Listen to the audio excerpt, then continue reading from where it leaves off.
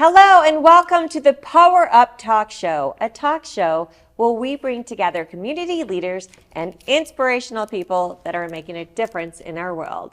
Before we introduce our guest, I am Sandy Spady, your host, and Dion Bass is the host with the mostest with Songbird Cocktails. Dion, what do we have flying away over there? Well, Sandy, like after a long winter and a negative 23-degree day, I decided that I need beach. And so I named this cocktail Beach Please. nice. All right, so we're going to start out with a little bit of lime. Now, what I didn't show you on cam is I actually used a non-alcoholic blue curacao to start these cocktails out. And our next ingredient is going to be some pineapple juice. Now, if nothing else reminds you of the beach, pineapple juice should be like in your top 10, top 20 beach things. I just keep hearing this song real fast. Pina colada, getting caught in the rain. Okay, you can continue. No worries, no worries. My next ingredient is going to be a little real banana puree. Now, I know a lot of people don't think of bananas as a tropical fruit, but they actually are. So they definitely remind me of the beach. Boop. Then we're gonna do some coconut puree. I like it. I don't know who likes coconut here, but I have a funny feeling about this one. I do. All right, so we have our coconut. And the real coconut, it is a little bit viscous, so you know, you kind of have to play with it a little bit. And my last ingredient is going to be a little Tito's vodka. You know why? Because they love dogs. And people that love dogs are my best friends. Me too.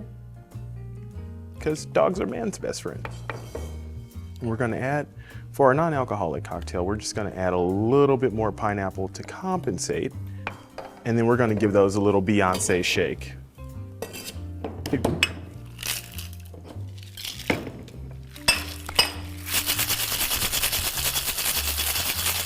I love it. All right, now since these are tiki cocktails, no need for a strainer. Pour them straight into our glass. Add our garnish. Who doesn't need an umbrella on a cocktail every now and then? I know I do.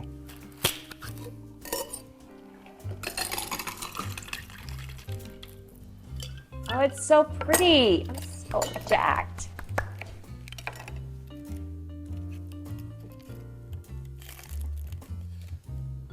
And here we are. An alcoholic and a non-alcoholic beach, please. Thanks for having me on your show, Thanks, Sandy. Dion. Where can people find you? Oh, you can find me at Proof Monday, Wednesday, and Friday. And you can also find me on Dion at songbirdcocktails.com. You can also go to the website, which is songbirdcocktails.com. Surprise! Thanks, guys.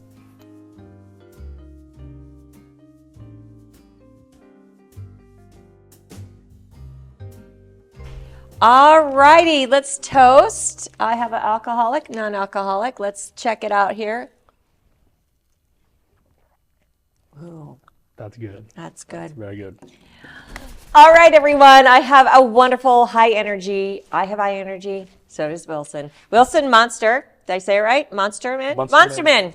Close. Okay. Close enough. He is a student at Creighton University. He's an advocate for adoptees, right? He's an adopted. And also a storyteller. And he's going to take the world. So make sure you watch this. You're going to look back at this 25 years from now and go, that was that Wilson. Look at him now. Wilson, welcome to the show. Thank you so much for having me on. Oh my gosh, I met you through another good friend, Shannon Bigham, once again. Yeah. Connects me with everybody. It seems like you two know everybody. Yeah, we just like people, right? So you're from China, right? You were adopted at 10 months old and you came to America. Yeah. Share your journey on that. I mean, it's, whoa. Yeah, so my journey begins in China in 2006. I was found on a doorstep. It's believed then I was bounced around orphanages. At around 10 months old, I was adopted by my family here in America. I've lived in Omaha, Nebraska ever since. And, you know, at a young age in childhood, like through elementary school years, my adoption didn't mean anything really to me. I knew I was adopted. My parents are Caucasian, So I kind of looked down and went, something's up, right? But it didn't have any weight on me. It was around the middle school and high school years of where it became very real. I began to have questions. Why did this happen? What does it mean for me? And most importantly, was it my fault? And it was in these times where I found myself in a cat and mouse game with my mind, of where I'd place the blame on myself, have it go away, and then it'd come right back. And a specific example of when I would do this is I would see these love at first sight stories of when birth mothers hold their child. The first thing they do is when you give birth is you go skin to skin contact. And every mother, I guarantee out there, can have some sort of story of when they looked in that child's eyes, their hearts swelled up, they loved it, they knew that they meant the world to them. Yeah. And so I would see these stories and kind of wonder, why didn't I have that? Was it something I did? Was it the way I looked? And it was just, I couldn't wrap my head around why it happened. And like I said, it was a cat and mouse game, so I'd find myself in these moments where I wasn't myself. There were times where I didn't want to do anything. I didn't want to get up because I felt like no matter what I could do, hell, I could have even found a cure for cancer. But because my birth mother didn't want me, who was I? Would I be good enough for anybody? And I can't remember the exact time of where my mind, set shifted. But I do know is that I was in probably the 100th time with this person of venting about my adoption. They've heard the story, probably could have told it like I tell it right now, how much they've heard it. And I just was going on and about how I felt like I was nothing. And I felt like I was a huge burden at this time as well, because I didn't have anyone really to talk to. And I felt like I was just burdening these people with something that they didn't have to deal with.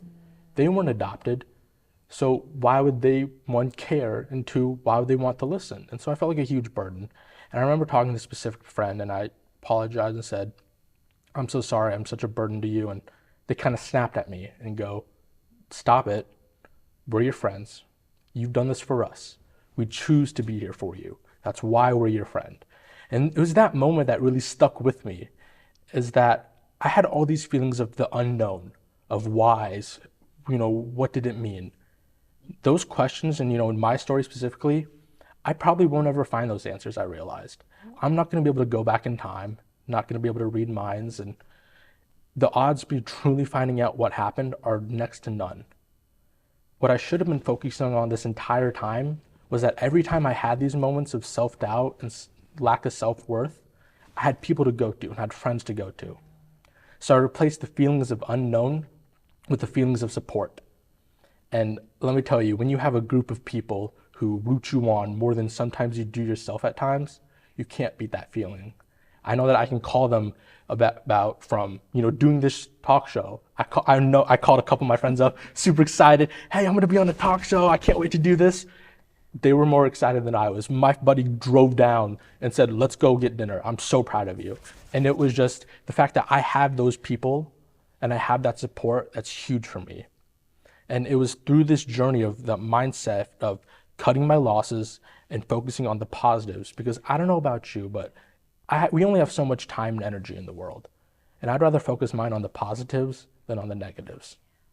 And it was with this mindset that I had in the back of my mind, I wanted to help other people. I wanted to help other adoptees do this. And it really took off when, as we mentioned, Shannon Bingham, I remember it like it was yesterday. I was at work and she goes, hey, would you like to testify for a resolution at the Capitol? I thought she was kind of joking, didn't believe it. Next thing I know, I kind of look into it and going, oh, she's serious. And so the resolution was called LR 229, introduced by Senator Sanders. And I'll never forget this. And it was to examine the lack of resources for adoptees and foster care. And so I gave my testimony about the things I wish I had. A lot of, I wish I had this support. I wish I had groups. I wish not only for myself, but my parents had groups. Parenting isn't easy. There's a lot of books out there of how to parent, but there's not a book of how to parent your child, because it's different. It's one of one. And so I gave my testimony about just the feeling of not having an arm, not having an olive branch out there. I think it went well. After we shook hands with the senators, and a moment that will stick with me for the rest of my life is I had one of the senators come up to me and she said, I loved how you talk a lot about I wishes. Don't wait for the government to create change. If you want those I wishes, make them wants and make them happen. Right here. That is beautiful. I got to high five that. That is beautiful. Why wait for someone else to do what you can do? And he's doing it. I am. That's the goal. All right. And so you walked away with that, with this empowerment that you shared, right? Everything you wanted to share to educate. It's educating. You're right. As a young mom, there's a lot of questions. A young mom with a new baby from a different country, tons of questions. So continue. Well, I mean, that prompted just doing that. It kicked off this advocacy. I knew after walking out of that room that this was my goal. I wanted to be that change. And so I started getting involved in the community, being in other articles, and it just really kicked off this passion, this fire I didn't even know I had with adoption. And it's taught me two valuable things. One, that I am so grateful to be here. It's taught me to be grateful because I know what my life could have been like if I wasn't adopted. Yeah. And I see the opportunity that I have every day to wake up, make someone else's life better, and also propel my own. And that's why I go every day to attack the day, help others, because I know the opportunity that I have here, and I'm so grateful to be here. I'm in the land of opportunity, and it's mine for the taking, so I'm going out and taking it.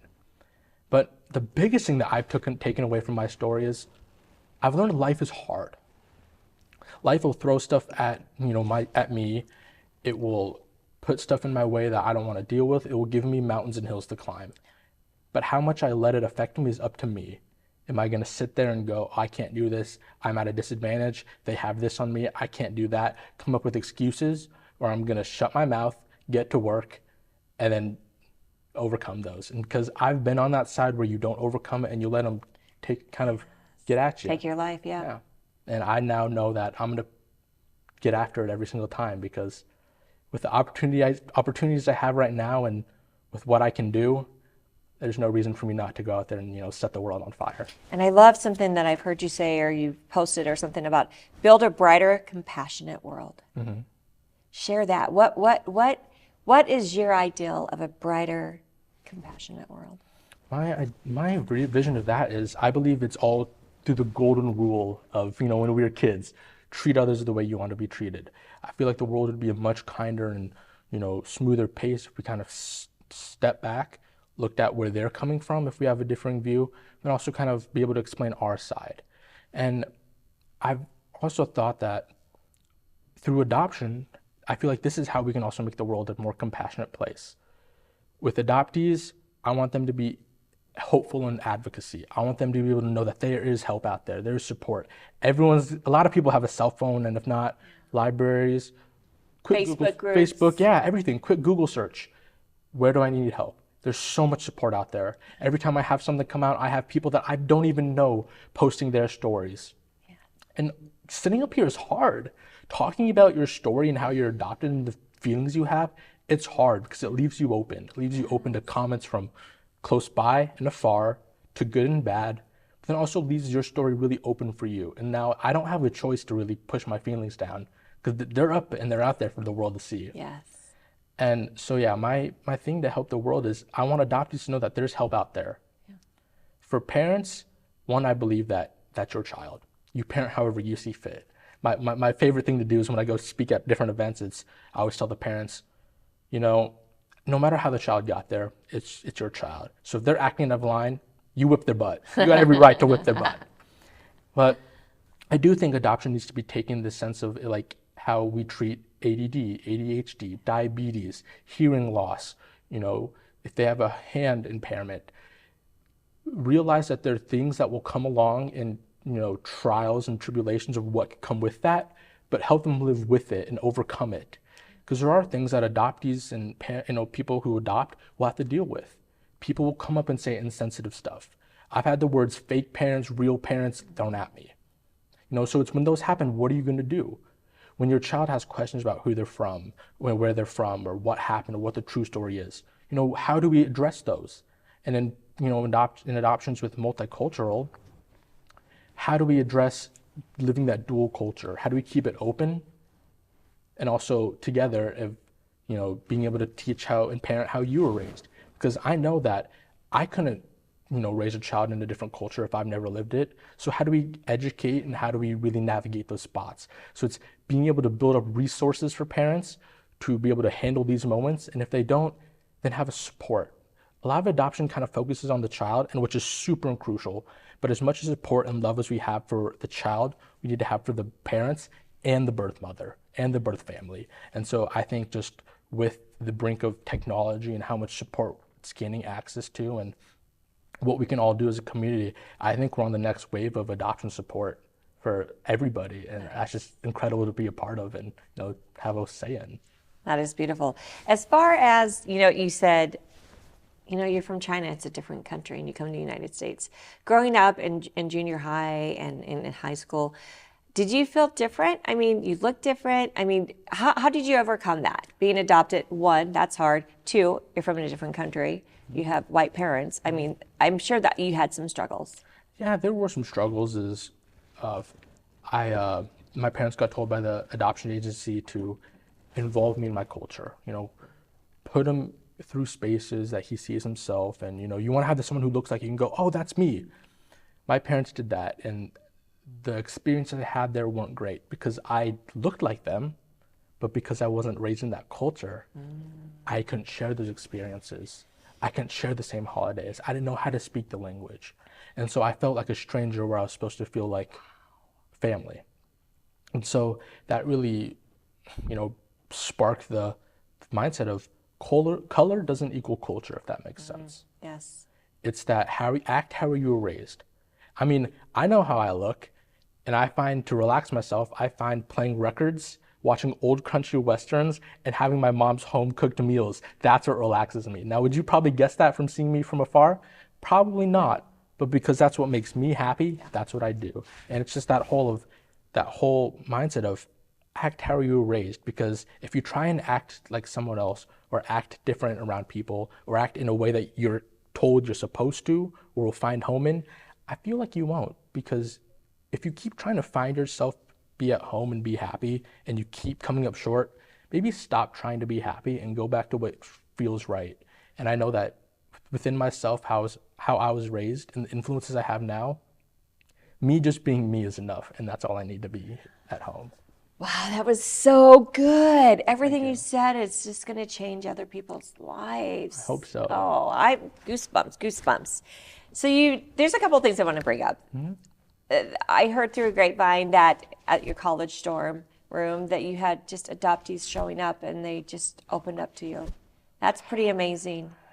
Yeah, I had a couple of times of that happening, and people kind of realized wait, you're adopted? And it's that thing of like, oh, someone else kind of gets it, because it's not something that gets talked about. Yes. It's kind of, it's an unwritten rule that you don't really talk about adoption. When you tell people you're adopted, when people find out, it's a lot of nice cliches of, oh, you were so lucky, your parents loved you so much they gave you up. And no fault to their own, it's just because there's lack of education. Yeah. When I hear those today even, I don't get mad, I don't go, oh, well, that's insensitive. I go, okay, well, then they probably weren't educated of how to talk around it. And so, I've had people who are adopted reach out, through the dorm room, through even social media, and go, here's my story. And for one, sitting up here, like I said, is hard. But to be able to open up to a complete stranger you've met, I mean, that takes so much courage. I always give them a hats off and say, this is courage. I just, so much respect for you. And just, it's kind of just having that olive branch of someone to listen to you and want to help you, that is just huge. And so whenever I have people reach out, no matter what platform, in person, online, I do my best to help them make sense of their adoption, hear them out, and work on it in a productive manner. Because adoption isn't something that usually goes away. And so I'm adopted today. That's not going to change 5 years from now. That's not going to change 20 years from now. So I have spaces where I can go when those feelings come up, when those bad thoughts come up.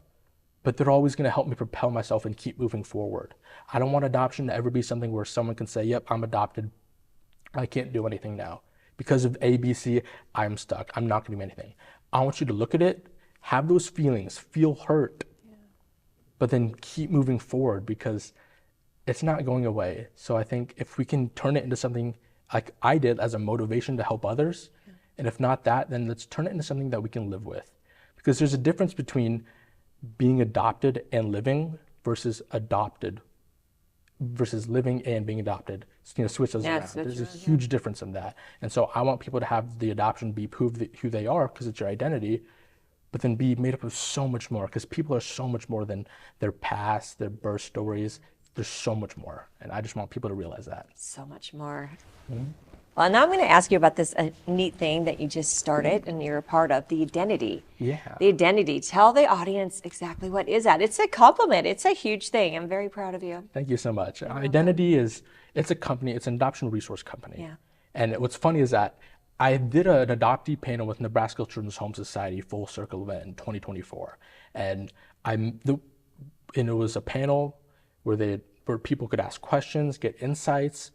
And who was hosting it is a guy named Isaac Eder, and he's the CEO and founder of Identity. Funny story is that I was hopping on a call with, I think, one of the directors at NCHS, and she was super pumped going, yeah, we have an adoptee panel. We'd love to have you on it. It's getting hosted by Isaac Eder. Just super pumped. I never heard of the guy at this time. So I'm going, who's this Isaac Eder? Come on, I don't care about this guy. Next thing you know, I'll be working for the guy months later. Next thing you know, I do. But we met through there. I loved his fire. I love his passion. He tells his story. And what he's done is he's told his story and been so vulnerable to where he's now made books, had authors co-write with him, resources, care guides. He's turned his story into a reason to help people, something that I had a vision of. And so I saw the aligned morals, values, and mission. And so we stayed in contact. I got offered a development intern there, and I've been doing that for about month and a half now. And we have some big news coming out of that. I'll be hosting the Impact of Identity podcast, which is going to be a nationwide, possibly worldwide podcast where we go around and see really the impacts that Identity has. Identity is a company that, like I said, has adoption resources. So earlier when I was mentioning, I want families to have these resources. This is your place to go. Their mission is 3 words: seen, heard, and valued. They want every adoptee and family, I include that family because it's important to include the family, to be seen. Your journey is important. You are seen. You're not just some other, adoption story. You are individualized and you are seen. To be heard, to have a place to go vocalize your concerns, vocalize the worries, the celebrations, but the worries, and not have a hair of, oh no, I don't know if I can say that. We want you to be heard. Yeah. And then valued is that we can, with every family we help and agency and providing resources to hospitals and agencies across the nation, that they are valued. Each person, from the social worker to the nurse that helps deliver the baby, to the birth mother, to the parents, to everybody, is valued in that process because it takes an army. Yeah. And so that's the 3 main pillars of what identity is. And so I'll be hosting a podcast to analyze and see what they've done, interviewing agencies in different states, North Carolina. The list is so long right now, I can't even think of it. But what's most recently super cool to me is that, I'm at Creighton right now and I'm working on a marketing degree. And so he said, well, let's see what you've learned. And so it's kind of cool is that before I've even, got done with my degree, I'm able to take these lessons I'm learning and using them and applying them to real life things. And so we recently just launched a merchandise where we're launching t-shirts right now and a hoodie that can help, that 100% of the profits go to helping kids. And that's what our main goal is. We want to help kids. We want to be the resource that parents can feel safe to, kids can have outreach to, and we want to be that community of adoption. And so yeah, we released shirts and hoodies and too bad we don't have one. Yeah, I know. It's super cool. But they're getting ready to release, right? Yes, they brand are. new. Nice. And I hopped on a call with Isaac yesterday, and he kind of just surprised me and goes, oh, by the way, one came from just like the sneak peek line. And let me tell you, they're super cool.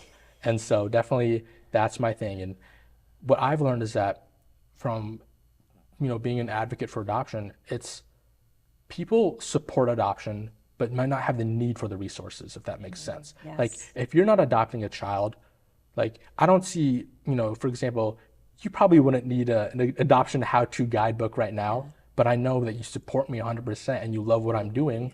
And so it's with people like that, you can go, okay, well, if you support the mission, you really want to help get the word out and help build the community of adoption, go to our, promote us, go to our support us thing. And then Yeah, like, comment, share, do buy the everything you can. merchandise. Yes. It's do everything you can to help propel us. And, right now it's just the few items, but we're looking to expand that. And just, I can't wait to see what the company does, how many lives we've impacted and are going to impact. The ceiling is just unseeable right now for everything that we can do. Wow. Wow, this is so wonderful. Where do you want to go? Like, where does Wilson want to go? You have the knowledge of someone much older, right? But I think as you live life, you've been through a lot. And you have a passion now. Because it's kind of like you were free of that self-doubt and all those things, right? That could hold you down, but now they don't because you look at it differently. Where do you see yourself in 30 seconds and less? 30 seconds or less, I see myself helping others. It's plain as simple as that. I want to, we have a quote at Creighton by St. Ignatius of Loyola, go set the world on fire. And that's what I want to do. I want to help the adoption community as much as I can, help parents, help people have that advocating voice and support that I felt that was kind of lacking from my, childhood. And I also want parents to have that voice. No parent likes to ask questions about how to parent, and you can't ask if your friend's got a kid that's not adopted. Well, how are you supposed to ask them for parenting advice? Because it's very different. So yeah, 30 seconds or less, where I see myself making an impact. Now, how that exactly looks and what it looks like, couldn't tell you right now, but I'm excited for the journey that's ahead. Well, I'm feeling pretty confident, Wilson, that that's going to happen. Thank you. And I think the audience do. How can people reach you? They can reach me through, I have social media. It just should be Wilson, M-U-N-S. And there on Instagram, I'm very active on Instagram, Facebook. You can see all my articles that get posted, all the podcasts. I'm not really on there for the social aspect, but how many lives can I reach? And so just through my Instagram and Facebook would be the best ways to reach me. Awesome. Well, thank you for being on the show, Wilson. Thank you so much for having His me. energy is just amazing because you want to make a change. Audience, thank you for joining us today. Thank you, Wilson, for being Thank you so here. much for having me. And let's all go make a change. Let's find that purpose and passion and let's go make that change. Thank you.